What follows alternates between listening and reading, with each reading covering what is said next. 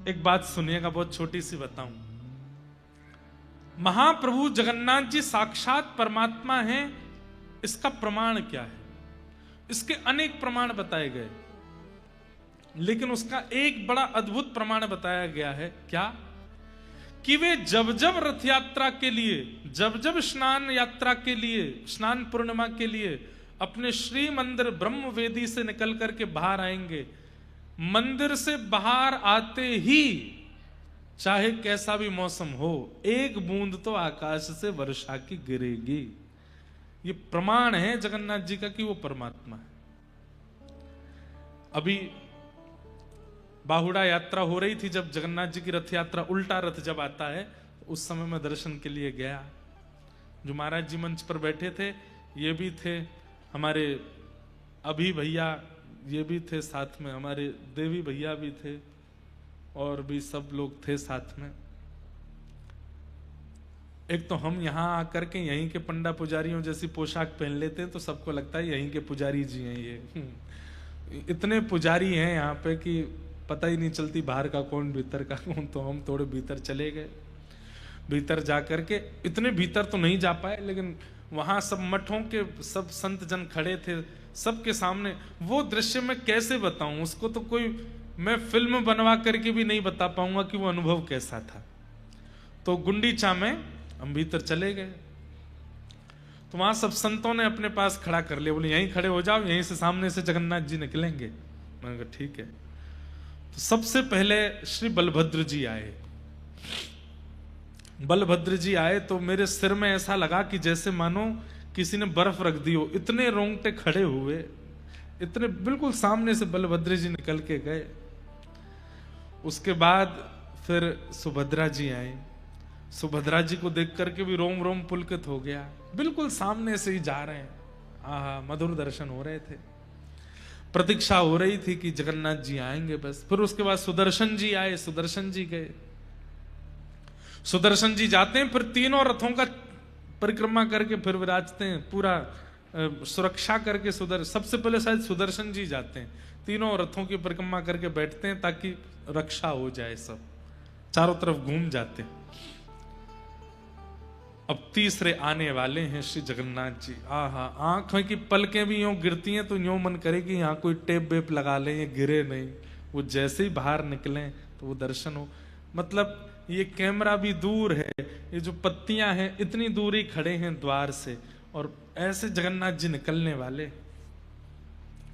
तभी बगल में एक महाराज जी खड़े थे, उनसे बोले आपको पता है महाप्रभु जगन्नाथ जी साक्षात परमात्मा हैं? ये प्रश्न किया गया, ये परमात्मा है, इसका प्रमाण क्या है? तो उसके कई प्रमाण बताए गए, उनमें से एक प्रमाण क्या है?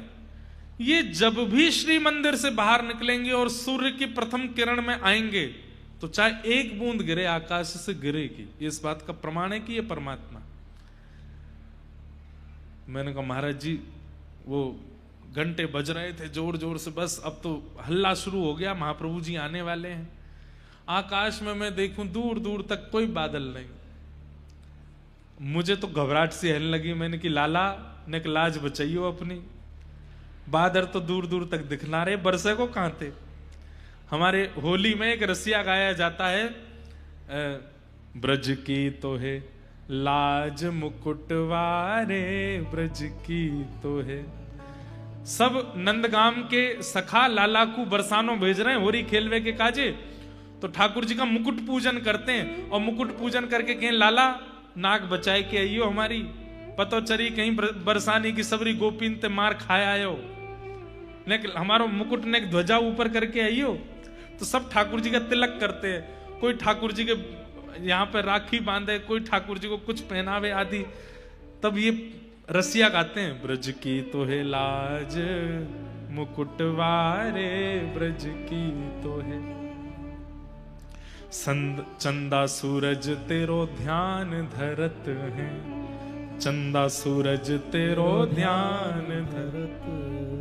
अरे ध्यान धरे नव लख तारे, ध्यान धरे नव लख तारे, ब्रज की तो है। अरे लाला ये चंद्रमा सूरज तेरो ध्यान करें, सबरे तारे तेरी उपासना करें, केवल ब्रज को ध्यान मत करियो, ये चंद्रमा सूरज तारे इन सबन की भी लाज रख के आइयो, कहीं बरसाने की गोपिंत पिट मत आइयो लाला, ऐसा कहते हैं। तो उस दिन मैं भी यही रसिया गा रहा था, मैंने कि ऊपर तो कोई बादल है नहीं, और ये महाराज जी वो कह रहे कि ठाकुर जी बाहर आएंगे तो बूंद गिरेगी, चाहे एक बूंद गिरे, चाहे नेक बरखा, मंदम मंदम जलधरा। ठाकुर जी के प्राकट्य में लिखा है श्रीमद् भागवत में, जैसे ही देव की मैया के गर्भ से ठाकुर जी प्रकट भये, मंदम मंदम मंदम जलधारा गिरने लगी आकाश से। मन में बार बार उत्साह भी हो, डर भी लगे, जैसे कोई अपनो व्यक्ति किसी प्रतियोगिता में भाग ले तो डर लगता है ना कि हार तो नहीं जाएगा, ऐसी लगे मैंने कि बलभद्र जी गए, सुभद्रा जी गई, सुदर्शन जी गए, लाला अब तेरी बारी है, नेक बरसात तो कर दी हो तो बात सत्य हो जाएगी। और महाराज ऐसे आते हैं महाप्रभु जगन्नाथ, वो क्या बोलते हैं उसको, तितला, क्या कौन सा मुकुट पहनते हैं सिर पे, हैं? तालिया, ताहिया, हाँ वो ताहिया, ये धारण करके महाराज जैसे ही निकल के बाहर आए हैं, यहाँ पुजारी लगे, यहाँ पंडा लगे, दैतापति सब ठाकुर जी खींचते हुए बाहर ला रहे हैं। और जैसे ही गुंडीचा मंदिर के मुख्य द्वार से महाप्रभु जी जैसे ही बाहर आए, प्रथम दर्शन हुआ, कहां से बादल आए और तुरंत वर्षा वहां गिरने लगी, पूरा फर्श और पूरा मंदिर गीला हो गया। मैं तो बता रहा हूं आपको, उस समय जैसे ही वर्षा हुई, नेत्र आंसू से भर गए,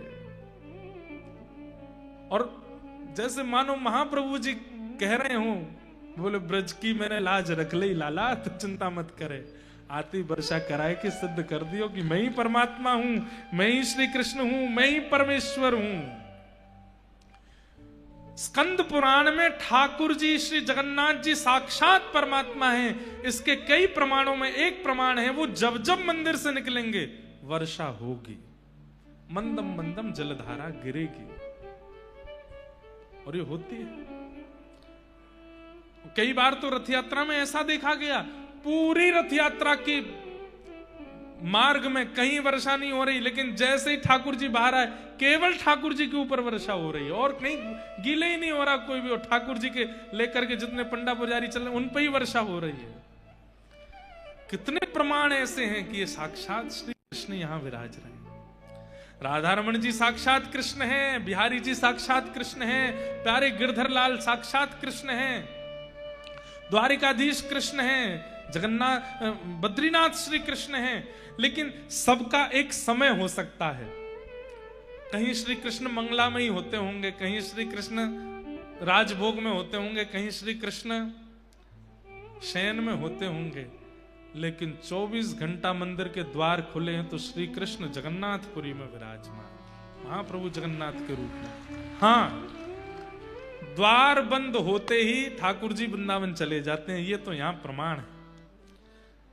चाहे 1 घंटे के लिए शयन हो, चाहे 2 घंटे 3 घंटे, जितनी देर के लिए भी शयन होता है, जगन्नाथ जी भीतर नहीं है, वो चले गए, श्री वृंदावन गए हैं, पूरा अपना बड़ श्रृंगार करके जाते हैं, पूरे पुष्पों से श्रृंगार करके वृंदावन रास के लिए जाते हैं महाप्रभु जगन्नाथ जी। ऐसे श्री कृष्णाय वयम नमः, ऐसे श्री कृष्ण को हम बारंबार प्रणाम